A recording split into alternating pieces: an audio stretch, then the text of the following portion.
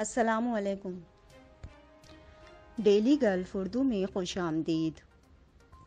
متحدہ عرب امارات میں عید الاضحیٰ 2022 ممکنہ تاریخوں کا اعلان، رہائشیوں کو صرف ایک دن کی چھٹی مل سکے گی۔ ابوظہبی نے ایک اور بڑا اعزاز اپنے نام کر لیا، دنیا میں سب سے اچھے ٹریفک نظام والے دارالحکومت کی فہرست میں سر فہرست۔ بریسٹ کینسر کے مریضوں کے لیے امید کی نئی کرن، امریکہ کے بعد دوا کی منظوری دینے والا دنیا کا دوسرا ملک بن گیا۔ متحدہ عرب امارات میں کرونا وائرس کے نئے کیسز اور صحت یابیوں کا اعلان۔ متحدہ عرب امارات کی پہلی الیکٹرک کار بنانے والی خاتون ڈاکٹر ماجدہ، جانیے ان کی پہلی کار مارکیٹ میں کب آ رہی ہے۔ ام القوین میں 2 دہائیوں سے زائد پرانے لاوارث اور پراسرار طیارے کو بالآخر مسمار کرنے کے احکامات جاری۔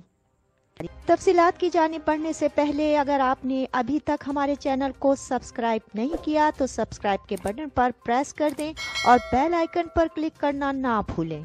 متحدہ عرب امارات میں کرونا وائرس کے نئے کیسز اور صحت یابیوں کا اعلان۔ تفصیلات کے مطابق متحدہ عرب امارات کی وزارت صحت کی جانب سے بروز ہفتہ 28 مئی کو جاری کردہ اعداد و شمار کے مطابق گزشتہ 24 گھنٹے کے دوران مملکت میں کرونا کے 430 نئے کیسز رپورٹ ہوئے، جس کے ساتھ اب تک کیسز کی کل تعداد 9,07,069 تک جا پہنچی۔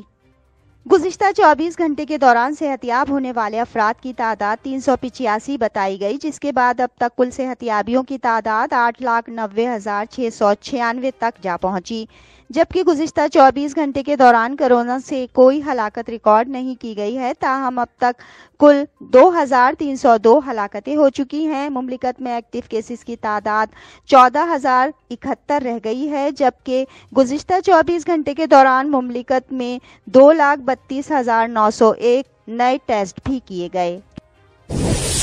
ام القوین میں 2 دہائیوں سے زائد پرانے لاوارث اور پراسرار طیارے کو بالآخر مسمار کرنے کے احکامات جاری۔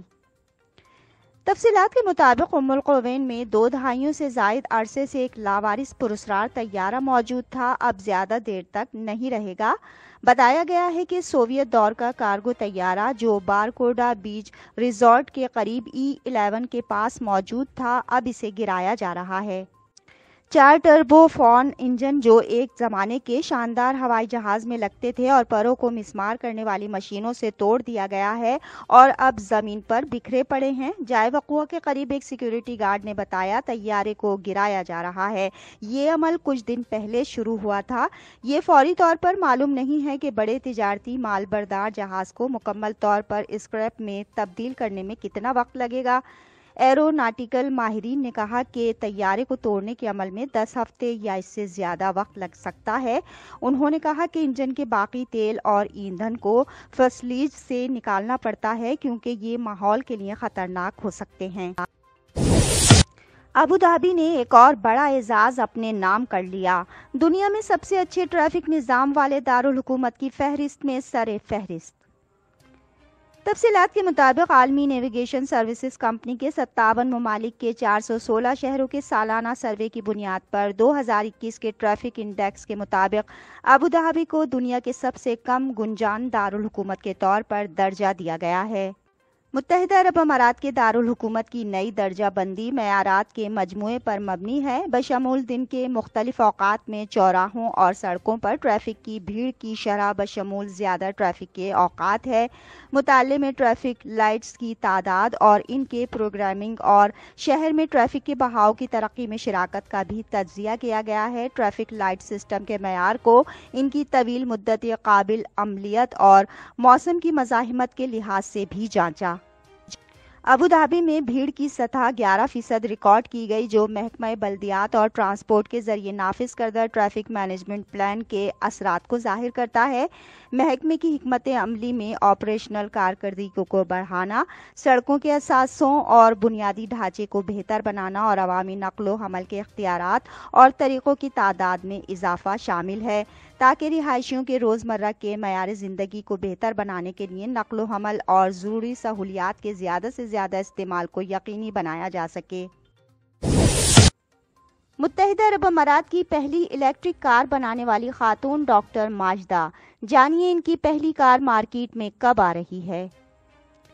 تفصیلات کے مطابق پہلی میڈ ان UAE الیکٹرک کاروں کی تیاری شروع ہو گئی ہے اور ایم گلوری ہولڈنگ گروپ کی چیئروومن ڈاکٹر ماجدہ الزازی بڑے دن کی توقع میں ہیں۔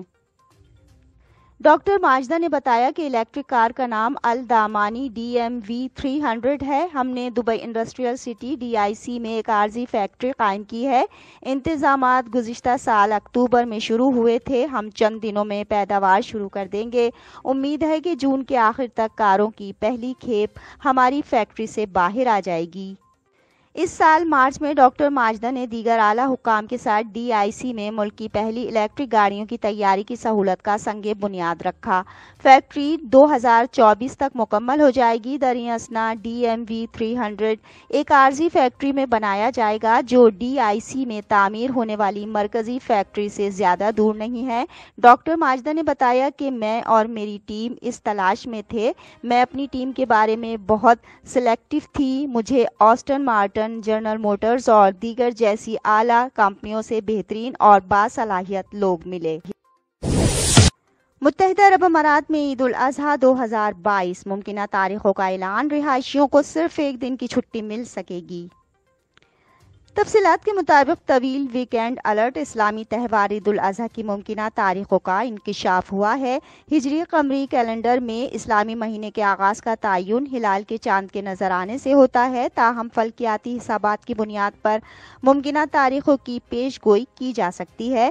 عید الاضحیٰ یا قربانی کا تہوار اسلامی مہینہ ذو الحجہ کی 10 تاریخ کو منایا جاتا ہے۔ ایمریٹس اسٹرونومی سوسائٹی کے بورڈ آف ڈائریکٹرز کے چیئرمین ابراہیم الجروان کے مطابق 9 جولائی بروز ہفتہ عید الاضحیٰ کا پہلا دن ہونے کا امکان ہے۔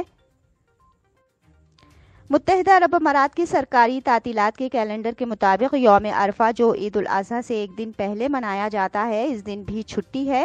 اس لیے رہائشی 9 سے 12 ذی الحجہ تک 4 روزہ تعطیل کا لطف اٹھائیں گے۔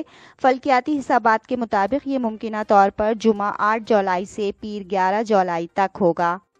اس کا مطلب ہے کہ یہ عید الاضحیٰ 2022 کے لیے متحدہ عرب امارات میں سرکاری اور نجی شعبے کے ملازمین کے لیے 4 روزہ ویکینڈ ہونے والا ہے۔ بریسٹ کینسر کے مریضوں کے لیے امید کی نئی کرن، امریکہ کے بعد دوا کی منظوری دینے والا دنیا کا دوسرا ملک بن گیا۔ تفصیلات کے مطابق متحدہ عرب امارات کی وزارت صحت اور روک تھام نے MSD فارماسیوٹیکلز کی تیار کردہ ایک نئی دوا کے استعمال کی اجازت دے دی ہے جو triple negative breast cancer TNBC کے مریضوں کے لیے ایک نئی امید ثابت ہو سکتی ہے۔ اس سے متحدہ عرب امارات امریکہ کے بعد دوا کی منظوری دینے والا دنیا کا دوسرا ملک بن گیا ہے۔ ورلڈ ہیلتھ آرگنائزیشن کے 2020 کے اعداد و شمار کے مطابق متحدہ عرب امارات میں کینسر کے نئے کیسوں کی تعداد میں چھاتی کے کینسر کا حصہ 21.4% ہے، جس میں TNBC عالمی سطح پر چھاتی کے کینسر کے کل کیسز کا 15% ہے۔ شارجہ یونیورسٹی کے EOS کے صدر اور پروفیسر حمید الشمسی نے کہا، یہ منظوری چھاتی کے کینسر کی اس جارحانہ شکل کے مریضوں کے لیے امید کا ایک اہم احساس پیش کرتی ہے کیونکہ اس سے علاج کے اختیارات میں اضافہ ہوتا ہے۔ دبئی ہسپتال کے کنسلٹنٹ میڈیکل انکالوجسٹ ڈاکٹر دینا حمزہ نے کہا، اس نئی دوا کے اجرا سے TNBC کے مریضوں کے لیے امید کی ایک نئی لہر آئے گی۔ انہیں اب سرکاری اور نجی کلینکس میں اس امیونو تھراپی تک رسائی حاصل ہوگی۔ اب تک کے لیے اتنا ہی، اگلے بلیٹن تک کے لیے خدا حافظ۔